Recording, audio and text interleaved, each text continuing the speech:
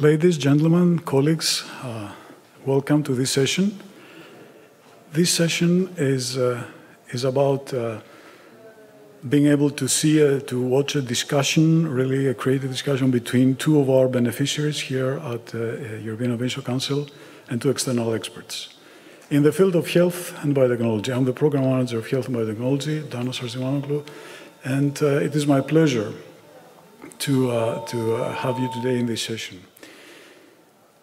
It is, first of all, what is the purpose of this session? The purpose is to be able to see this interaction, and it's not only for us to say at the EIC that we have good projects, good companies, very competitive startups or really promising projects, but it's also for other experts to challenge that and to validate that and to give us even more credibility than what we already have.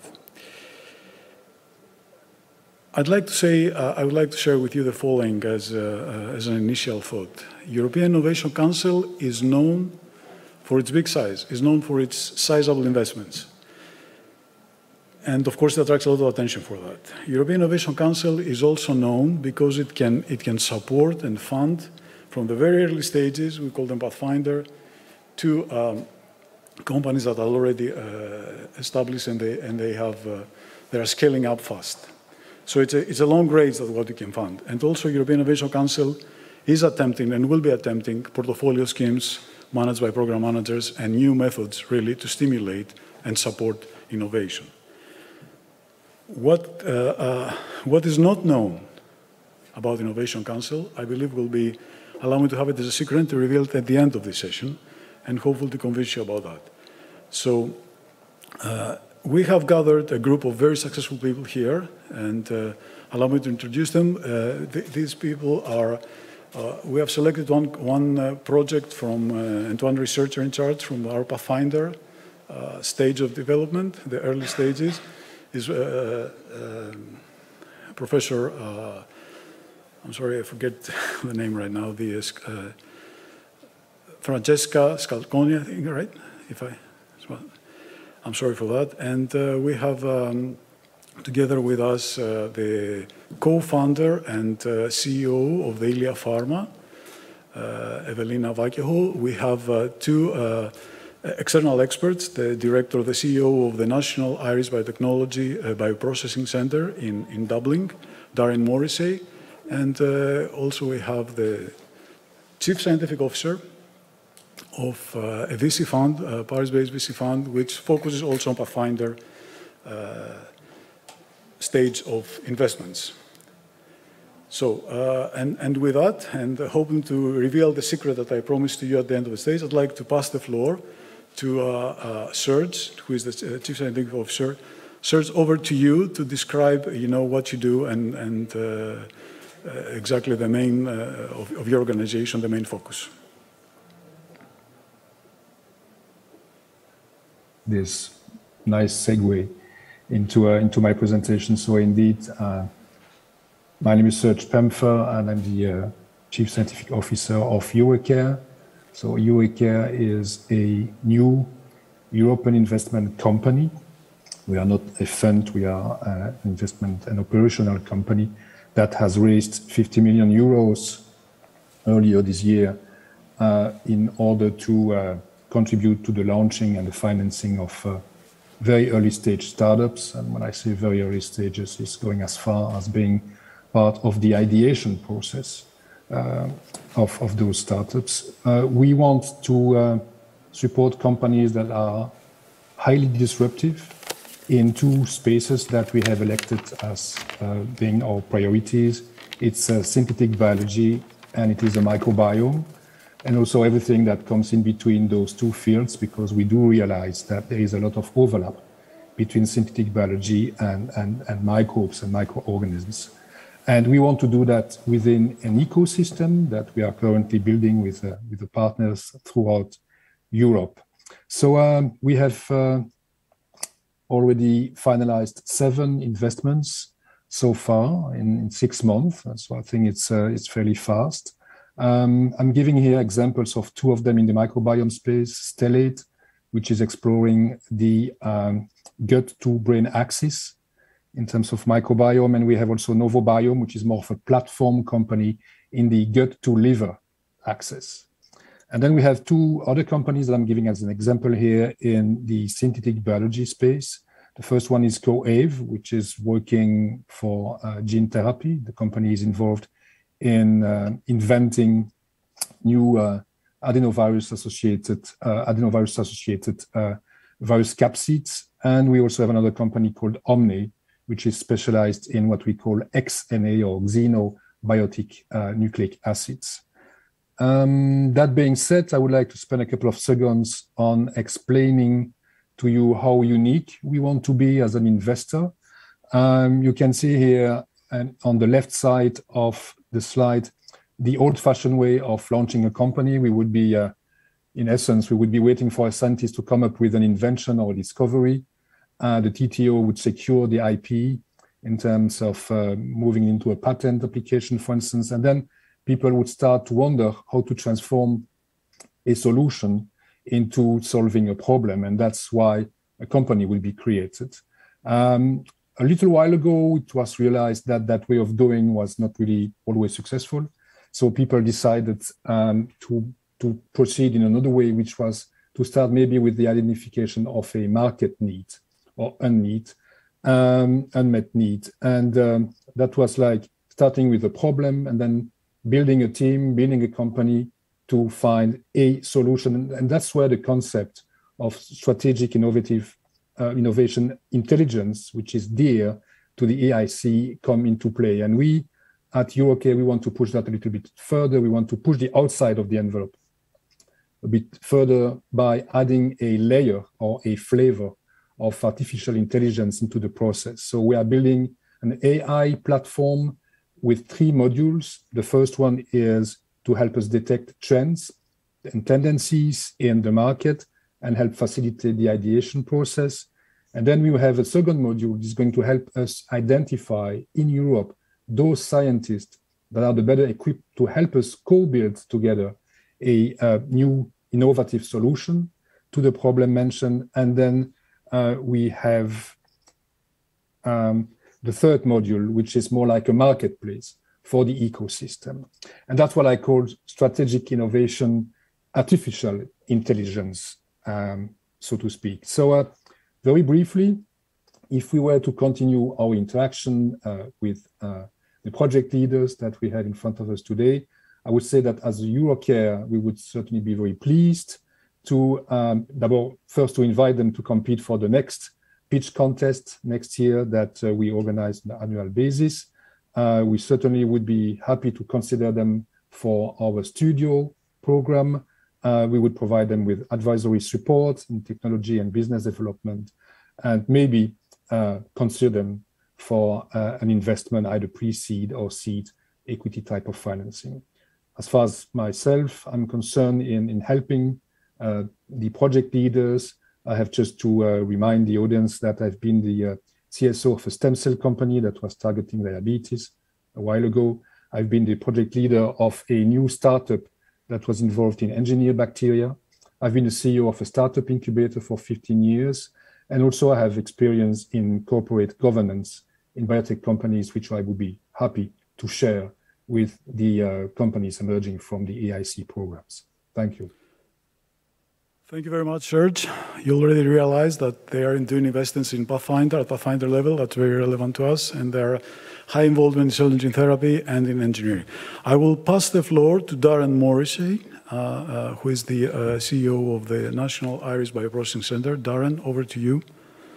Our second external expert. Thank you, Danish, and thank you to the organizers for the opportunity to participate today.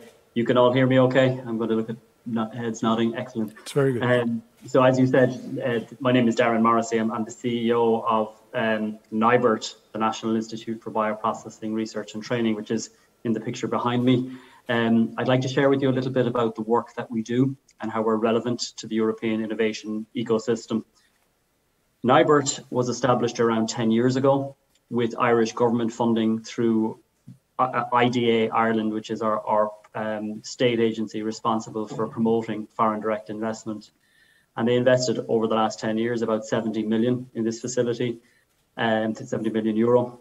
And we are one of 6 national research and training institutes that are important from a strategic perspective for economic development in Ireland. So that includes biopharma, microelectronics, high performance computing, and other areas like that. Now, the facility that you see behind, it's 6,500 square meters, focused on pilot scale biopharmaceutical manufacturing. And we deliver GMP simulated environment where we can do upstream work, downstream fill finish. We have analytical facilities and process utilities as well. And really in these facilities, what we deliver is commercial training for client companies. We work with companies on collaborative research. And then we also do competitively funded research, which we win from state and EU agencies. So everything we do, it's focused on the needs of the biopharmaceutical industry. And over the last decade, we've been working with most of the large multinational biopharmas, as well as then increasingly smaller biotechs as well, and helping them actually to establish facilities, manufacturing facilities in Ireland. So we've been quite central to the success story in Ireland of attracting these big companies and creating tens of thousands of high value jobs.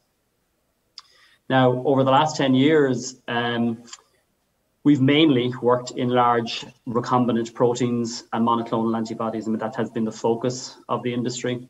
And we've built on a core foundational strength of protein characterization, analytics, glycan analysis, and so on. But over the years, we've developed expertise in other areas as well. And we are certainly broadening increasingly into areas like gene therapies, non-viral oligonucleotide-based therapies, which are, of course, increasingly relevant with the growth of mRNA as an opportunity. And then also cell therapies, both autologous and allogeneic. And this is where certainly I overlap in our interests with the work of Francesca and Francesca's group and company in the cell therapy space. So moving on, I mean, the services that Nybert specifically then provides are focused on optimizing biological manufacturing processes. And we focus on things like molecular characterization. We work on cell technology and engineering and research that improves the yield from your biopharma processes. We work on research that improves stability of the end product, improves purity and quality of the medicine ultimately. And then we also are increasingly moving into the area of pre-GMP scale-up services. So we have a complete set of bioreactors of scaling size and capacity. And we can generate biological materials, we can optimize their workflows, and we create new standards, which are, of course, particularly important for your new modality therapies. I think it's fair to say the largest part of our business is in the training area, in bioprocessing skills development. We train and we educate the majority of people in Ireland who move into the industry, from manufacturing operatives right through to PhDs. And of course, we're also now increasingly training people globally as well, because biopharma talent is a global challenge for everybody. And then we provide the biopharma community with access to cutting edge infrastructure. And I kind of highlighted this because this is actually really important. It's built on very close partnerships that we have with an array of biotech and bioprocessing equipment vendors. Some of the logos there on the right of the slide. It's not an exhaustive list. We pretty much work with everybody. And that's really important, I suppose, to create Nybert as a test bed for the biopharmaceutical industry in Ireland and in Europe. So one last slide, just to conclude. I did really want to, I suppose, share with you my views on where I think the opportunity lies for Europe. And that is in the rapidly evolving area of advanced therapeutics in biopharmaceuticals. There was certainly a time when biopharma was really only about big players, big multinationals, European, US, Asian, producing large molecules in large quantities for large cohorts of patients. And frankly, this modality, albeit very profitable, was quite a homogeneous environment, very little diversity. One manufacturing facility looked very much like the other. And the innovation was quite incremental. So in 25 years of that industry developing, there really were no major leaps, great leaps forward. Lots of very solid incremental innovation though. Now, the major growth projections are focused on this new wave of advanced therapies, cell therapies, gene therapies, viral and non-viral, oligonucleotides, and so on. And with that comes rapid innovation. And that's underpinned by convergence with technology as well. So digital-based technology, materials-based technology, data analytics, and so on. So I see that really that there's many multiples of players now in the mix. So you've got your large multinationals, but you also have your SMEs, your startups, you have traditional biopharma, but also cutting edge biotech companies and genetics-based companies. And then you have your technology players, and then you have your big data players. And in this environment, I think real high performing partnerships between these players, and that includes government, by the way. So it's private sector and public sector.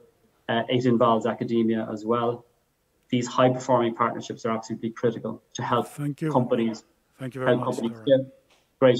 Okay. Well, I will just one last sentence. Please. I think the nub of the issue for me is I think that the European Innovation Council has the opportunity and the capability to broker and catalyze these high performing partnerships. And I think creating that environment for innovation intelligence. And I do think where we're located in Dublin, east coast of Ireland, it's kind of a microcosm of that type of activity. Very informative. Thank you very much, Darrin. And I will quickly pass the floor to Professor Spagnoli, Professor of Regenerative Medicine from King's College. I'd like only to say about Darrin's presentation, there are very few places in Europe that they have the training capability and the research and the bioprocessing knowledge and skills that they have in Dublin. So this is already something that we're putting, the people and the skills together, and we're very excited about that. So over to you, Francesca, for your presentation. Francesca has been funded by EIC. Thank you very much for being with us today.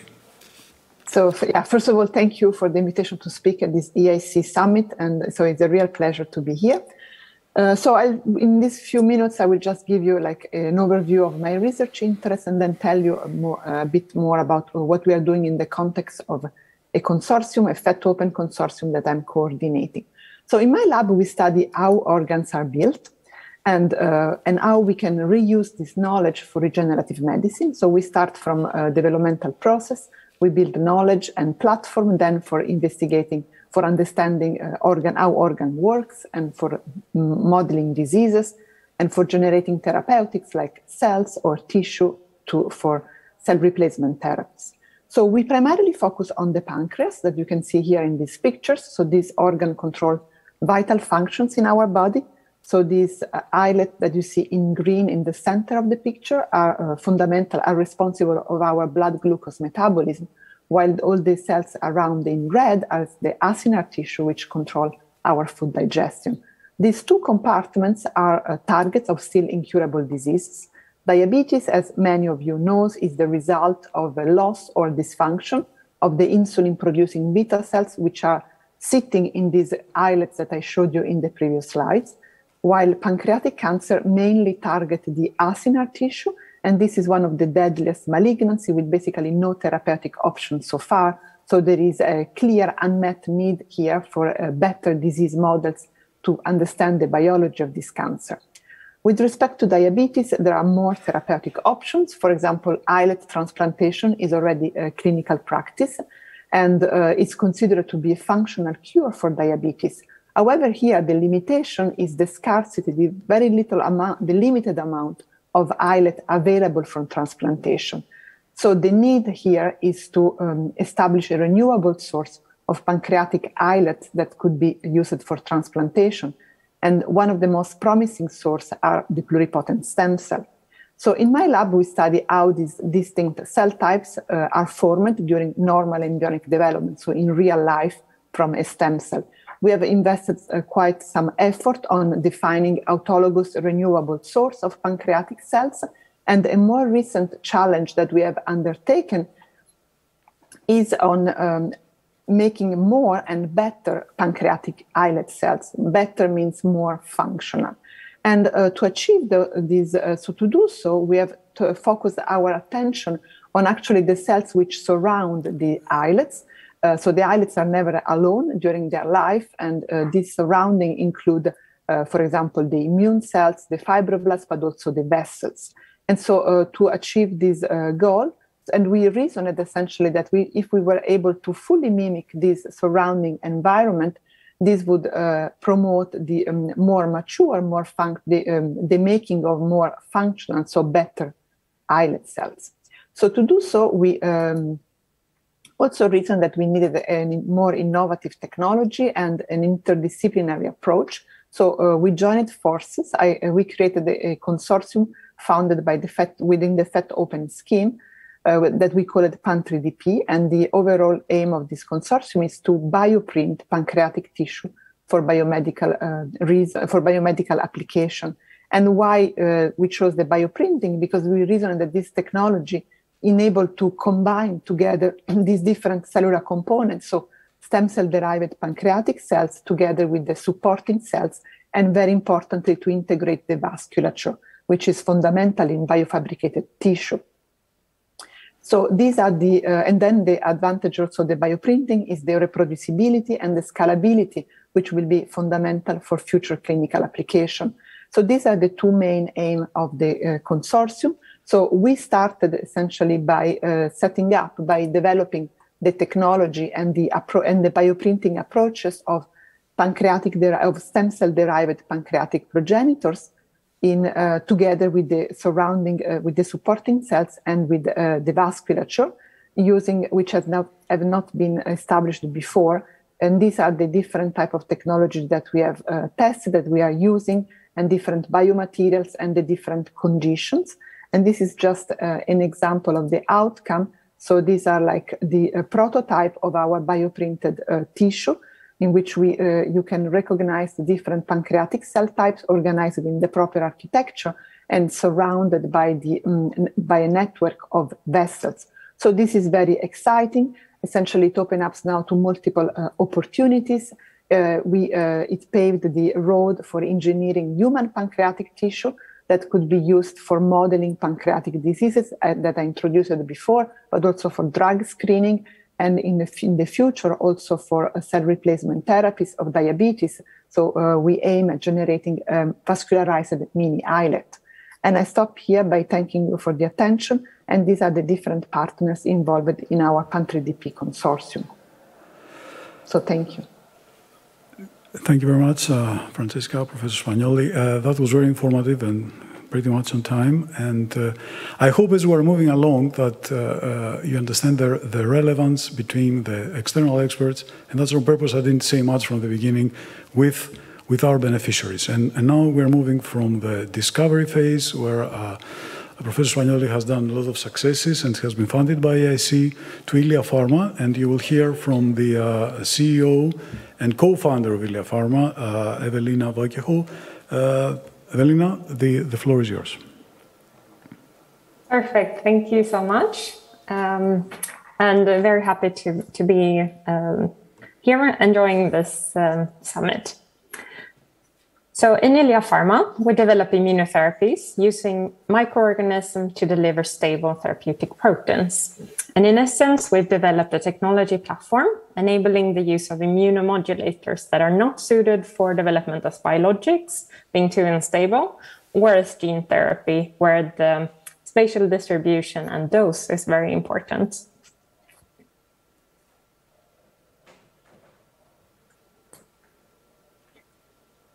And we have solved this for immunomodulators, chemokines, cytokines, interleukins, by generating strains of lactic acid bacteria, able to produce human variants of these therapeutic proteins that you see to the left. And today we've validated 6 different drug candidates and also built reporter strains. And at the moment, we have developed 2 drug products, a topical and an oral that you see here in the middle. And going forward, we can address different diseases of skin and mucosa. And there to the right, you see examples of this. So here's an illustration of different modalities for microbiome-based diagnostics and therapeutics. And these genetically modified bacteria expressing human therapeutic proteins are classified as ATMPs in Europe and under gene therapy regulations by the FDA. So similar to CAR T cells being in vitro gene therapy. And today there are 4 different companies in clinical development of genetically modified bacteria expressing human therapeutic proteins.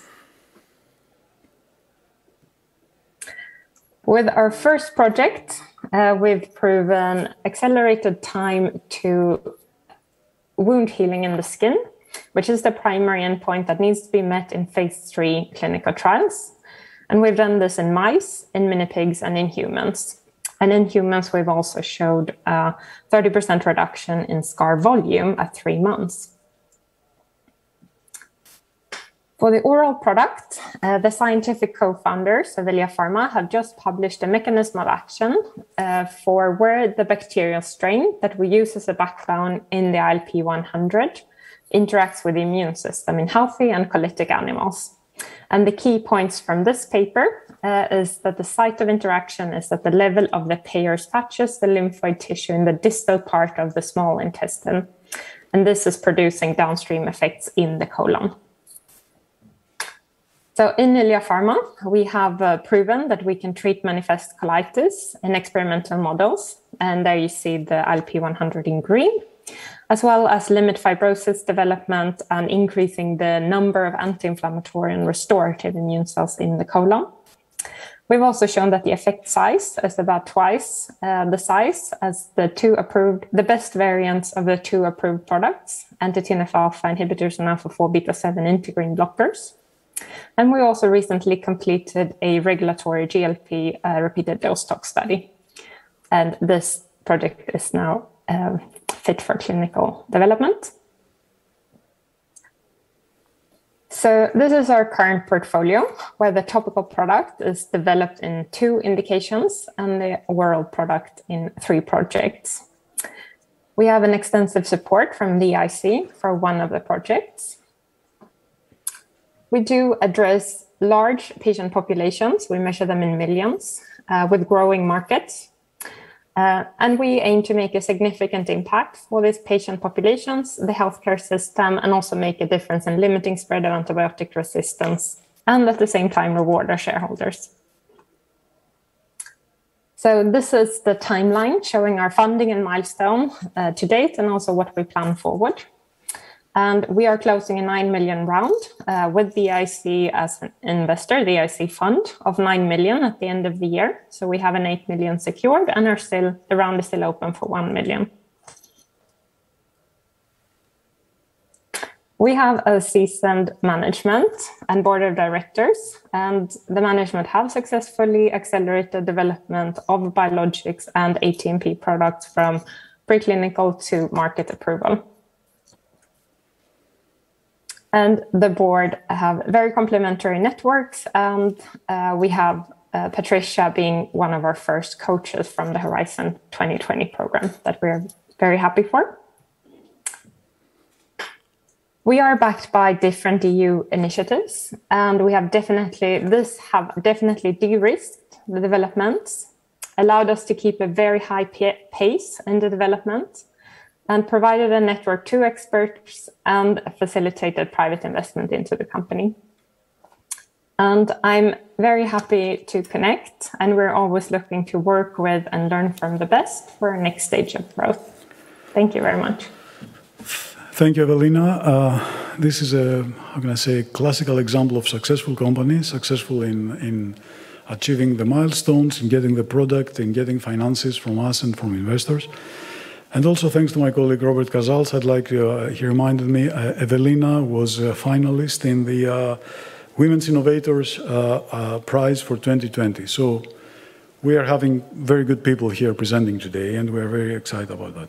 We are getting into the second part of this session, the more interactive one, I would say. What we'll hear from now on is you will hear questions, challenging questions from the external experts to our beneficiaries. And as you saw, as you realized, even for people outside of health, we are trying, I hope you can see a little bit the relevance, at least for those outside of health, between the experts, their skills and expertise, and our beneficiaries. So first, I'll give the floor to Serge Pampfer, Dr. Pampfer, to ask a question to Francesca, I guess, right? Yeah. Serge, over to you. Yeah, thank you. Well, Francesca, first, congratulations on your receiving this support from the EIC, which I guess is extremely important in terms of leading innovative projects to the market. And about the market, that's exactly the point I would like to make as an investor, that for us, a product, be it a beta cell graft or anything else, well, will only be useful if it is adopted by the end users, in this case, let's say the diabetic patients. And the point I want to make more precisely is that I believe that diabetic patients don't care that much about how their graft has been designed or has been assembled or printed. What they have is a list of requirements, and they want any new product to meet those needs. And it's the fact that the graft has to be glucose responsive, that the amount of insulin secreted has to be substantial, that the device or the graft has to be functioning for a long period of time, and I think we are talking years here or even more, and also that the treatment is affordable. And I think another very important point is that diabetic patients don't want to trade their insulin injection for immunosuppression. I believe that nowadays nobody wants to be immunosuppressed in any way or for any reason. So yes, I believe that I would be really interested in hearing from you how all these elements, this patient wish list, so to speak, which is also a market requirement in a way, have been incorporated from, or I would even say anticipated from the start in your project and in your consortium. So yeah, thank you, Serge, for the challenging question. And yeah, I agree. The patient wants a product that functions and that is safe. And I can say that to make such a functional product, this requires a full understanding of the biology behind. So in a way, the example of my field of the pancreatic beta cell replacement field is a very good example, because it's really the little success that we are seeing now in going into clinical trial is really the result of the past, relatively recent actually, the past 15 years of research, of very active research in the field, because the first promising product that went into first clinical trial, it was a few years ago, about 2014, and these are islet progenitors, which are generated starting from human embryonic stem cells, exactly with the protocol that I showed in one of my slides.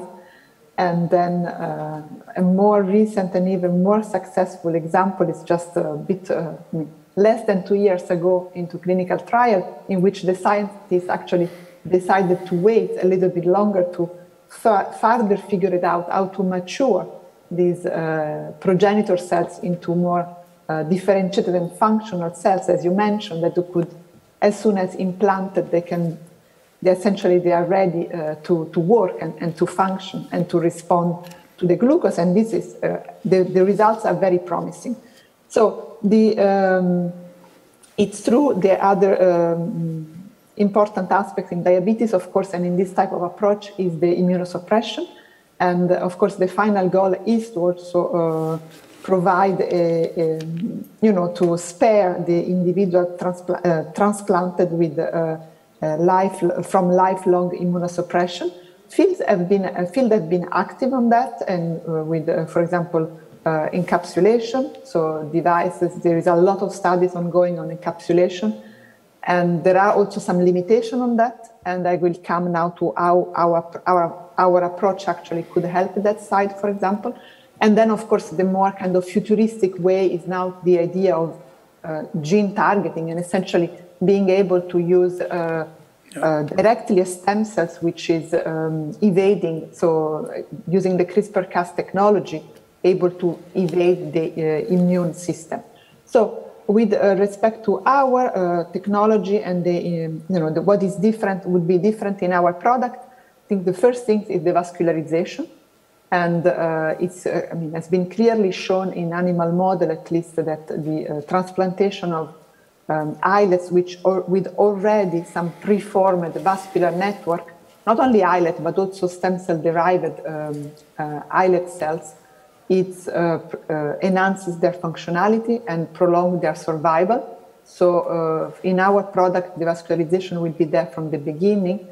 And this type of then bioprinted structure with the vessels could also be essentially embedded, implanted within an encapsulated device, because the encapsulation, the point is that to essentially create a physical barrier, so you don't want that the vessels get in, because then you don't want that the immune cells also get in. But if we provide a product which is already vascularized, this would, enhance the survival, for example. And then, of course, we could also think about applying incorporate into our platform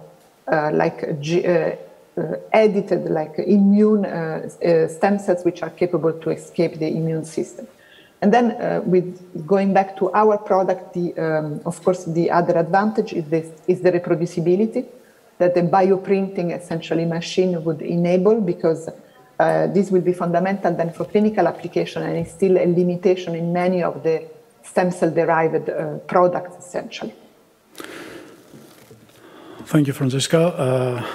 It's very difficult for me not to engage in the discussion, but I have to try and have a different role here in such a field. Serge, please go ahead with Evelina is very ready to take up your question. Well, first, let me thank Francesca for this wonderful explanation that she has given to us in reaction to my provocative question. Now it's indeed your turn, Evelina. Well, again, as an investor, I must say that we keep a keen eye on about 10 companies over the world that are in the engineering bacteria strategy, especially for therapeutic reasons, but not all of them. You have mentioned a couple of names, and there are also others like Synlogic, Chain in the UK, there is Novum and a couple of others. And again, as an investor, we are fortunate enough to receive the business plans of a fairly large number of projects or very emerging startups that want to jump into that field of engineered LBPs or engineered bacteria. And one thing that struck me really is that every one of these companies seems to have their specific bacterial strain, I would call it a workhorse, that they want to develop their product on.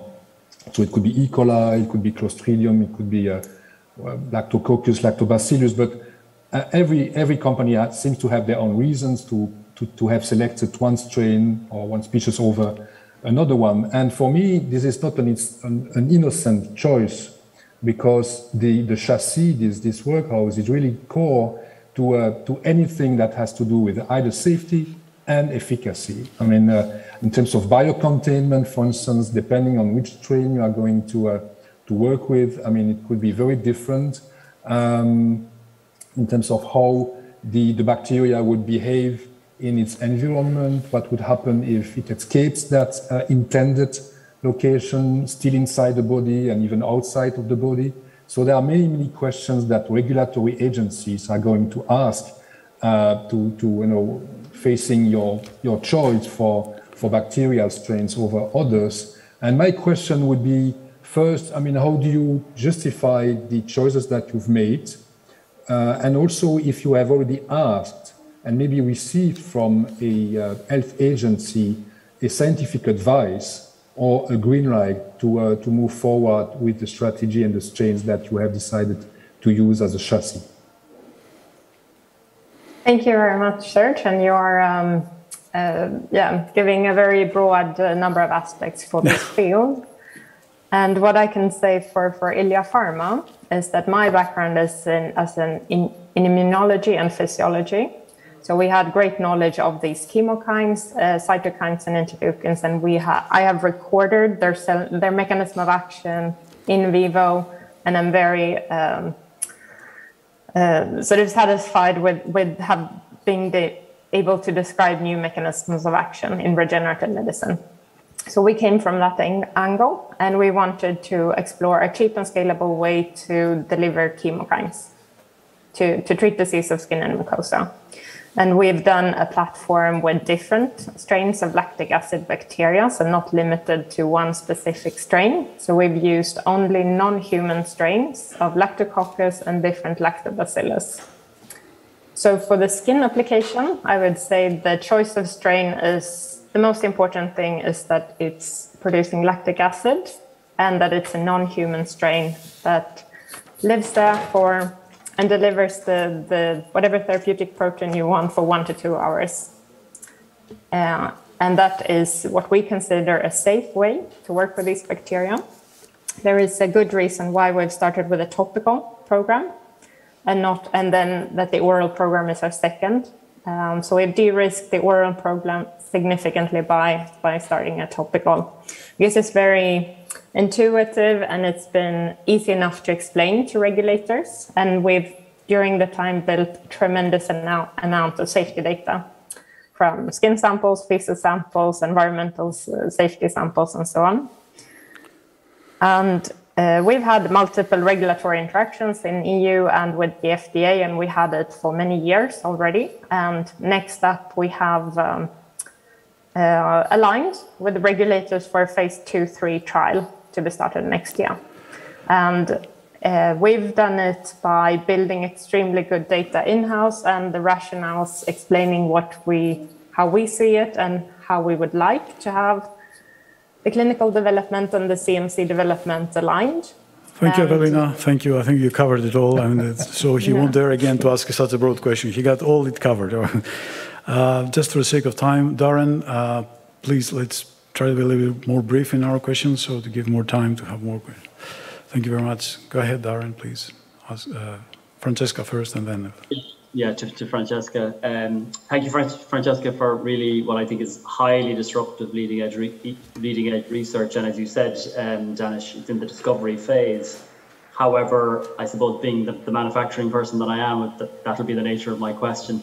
So I'm conscious that pancreatic diseases, diabetes, pancreatic cancer, I mean, they're very widespread and diverse, dispersed patient cohorts. And in that sense, I'm imagining a large-scale manufacturing, widespread delivery kind of system that would be required. But then on the other hand, it is an autologous, highly personalized medicine as well.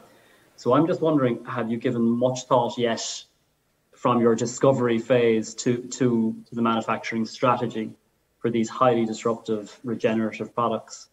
And the things for me that kind of come to mind are, is it centralized, is it large scale, or is it more decentralized, closer to the patient and closer to the clinic? Does it involve partnering with a CDMO or a vendor company or some alternative? And also, have you considered things like the complex logistics management chain of identity challenges that are around autologous medicines and therapies? So I think that the nub of the question is a manufacturing strategy. Have you considered it? Yes.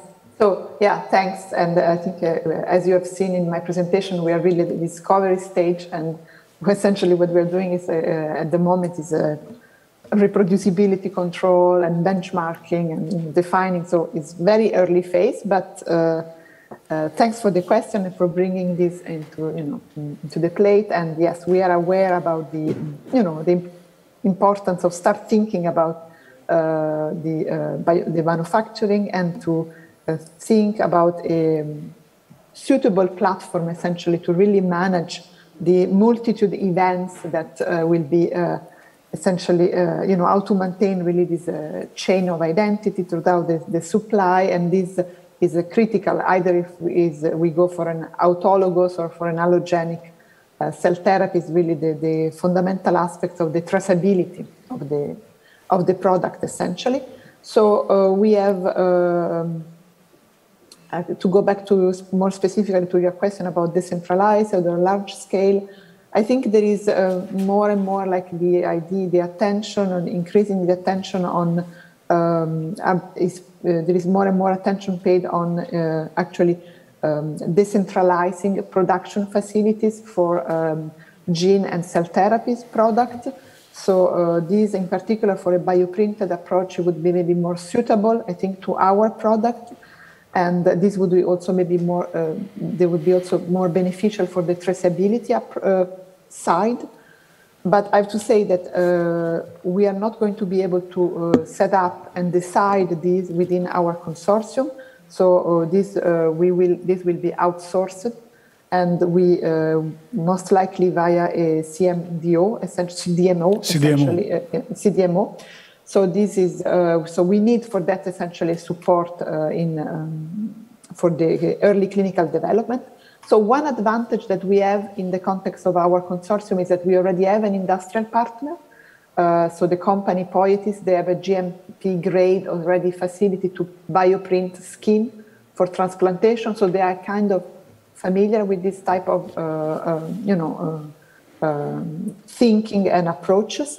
And we are willing to start discussion also with the cell and gene therapy catapult platform, which is actually, we have a strong advantage because it's physically located at the Guy's campus, so in my building.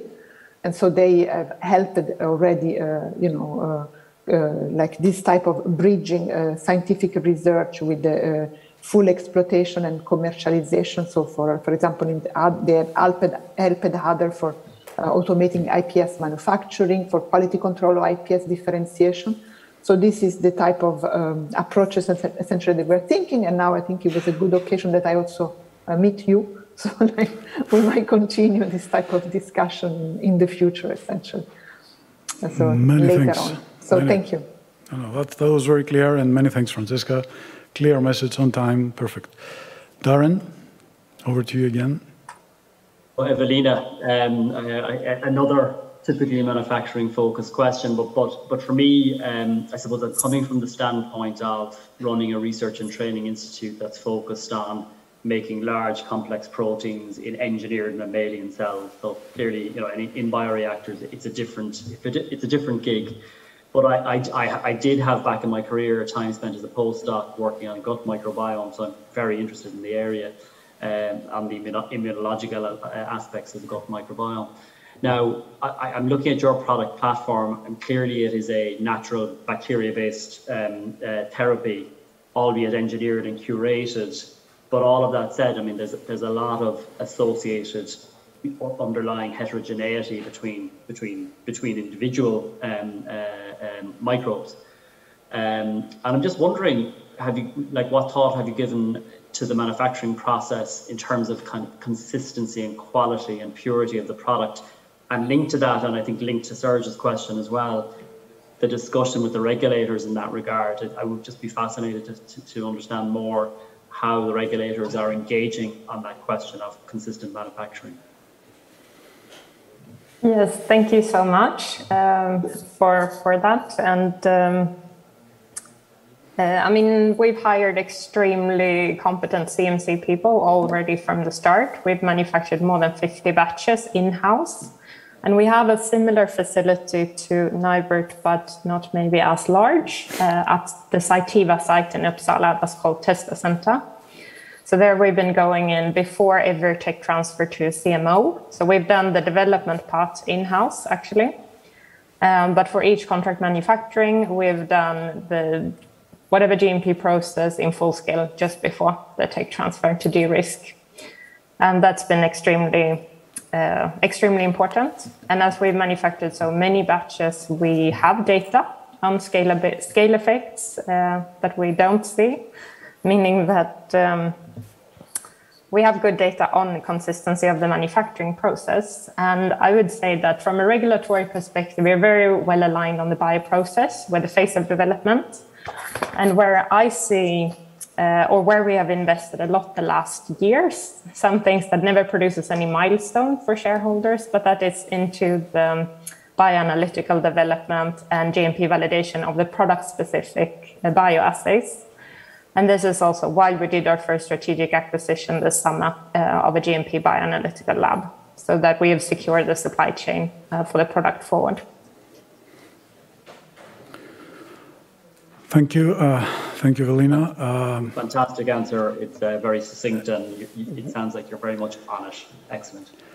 Thanks to the external experts. I think we need to a little bit try to speed up now. And following this interaction, I think it's fair to have a two-sided interaction. Meaning, I think it would be fair if Evelina and Francesca, they would also ask or comment on our externalities. So I will immediately take this opportunity to ask both our beneficiaries, as we are progressing in this discussion we're having here, is there anything in particular that you realize that, besides your successes, that you would like to explore further with either Serge, who has run a cell therapy company, or Darrin, who has been very experienced in all the manufacturing?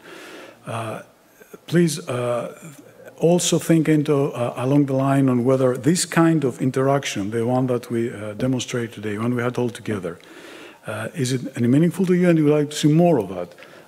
Please take two questions together and try to be as brief as possible. First, Francesca, thank you. Yes, first of all, I want to take this opportunity to thank the EIC. So for the founding, but beside the founding, which of course, I mean, the founding was fundamental because they believed in our idea, which was, I mean, really at the beginning, and the innovative, but also high risk. And beside the founding, also the kind of support that we had so far, intelligent support in the sense that, for example, our annual review meeting that we have with experts outside, and that they kind of also gave us feedbacks and pushed us also to think about more challenges and also start to making us aware about the innovation aspects, the things that we have not always taken into account too much. And I think the type of events also today is even pushing this idea even further, because so of course it was a great opportunity for me to meet Serge and Darrin, and the discussion with Darrin, for example, about opening the eyes on the thinking ahead about the how to go actually into the commercialization, into the real application, into the manufacturing process is something that needs to be essentially anticipated, and we have started discussing about it, and I think it creates essentially an opportunity to continue this discussion. And so then I think would be very welcoming. I mean, I would be very interested to continue this type of meeting, essentially kind of strategic, focused like small symposium that you have organized. And I think, of course, it will be even better, maybe less formal and even better in person, I think, for the networking part. Thank you very much, Francesca. Very. I'm sorry rushing you. It's always the problem of time. Evelina, as briefly as possible, please, your view on the same question. Yes, thank you so much. And I'm super happy to have gotten connected to these fantastic people that are extremely relevant for the field that we're in. And I could just, Darrin, please keep educating people in biomanufacturing and bioprocessing, because there is urgent need globally for this, as you've outlined. And I think it's important for all companies in the field that there is diverse supply chain that can accommodate also novel and innovative products that can become extremely important for patients forward. So I'm happy to connect forward. And also, Serge, I would like to be, for you, I think, thank you for a bit provocative question. And I would like to turn one right back at you. And that would be going from the unmet medical needs. So you ask about different strain and different modalities. And as was discussed with Francesca, the patient doesn't care which modality, which strain. So are you, my question is, have you seen I'm afraid substantial improvements very short question. Have you seen substantial improvements in the data in the models that you've seen from this new modalities? In seconds, please, Serge. In seconds. My answer is that it would be more comfortable to get that discussion going on after the summit. Okay. Okay, happy.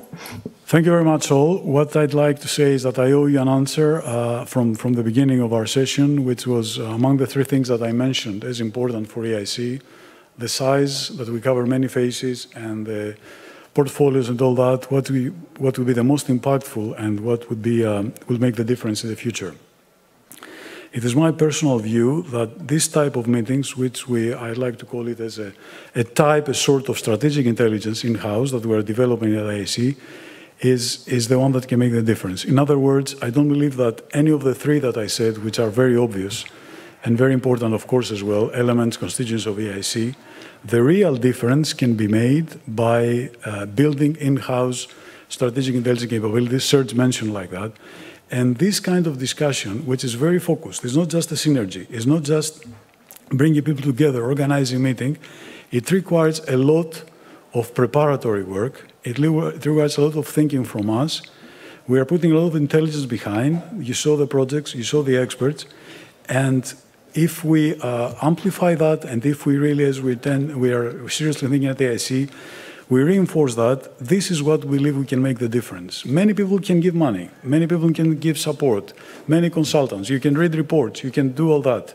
But the difference is when you really build on strategic intelligence, even where you are successful. And as the presenters showed today, even you can do that when you are at the very early stages, but also you are a company with 20 million raised funding from private and EIC. So that was the purpose, and that was what I wanted to share with you here as the key message, the key takeaway message from this session. And thank you very much for attending.